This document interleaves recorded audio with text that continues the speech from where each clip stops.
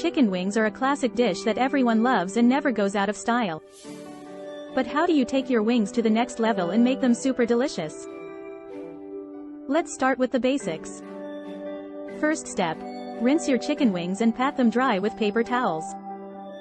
Second step. We're going to marinate the chicken wings. Pour your favorite hot sauce over the wings, making sure each wing is coated evenly. Let them marinate for at least 30 minutes. Third step. Preheat your oven to 200 degrees Celsius, 400 degrees Fahrenheit. Fourth step. Line a baking sheet with aluminum foil and place the chicken wings on the sheet, making sure there is space between each wing. Fifth step. Now it's time to add some seasoning. Sprinkle your favorite seasoning mix over the wings, making sure each wing is coated evenly. Sixth step. Bake the wings in the preheated oven for 25 to 30 minutes, or until they are golden brown and crispy. Seventh step.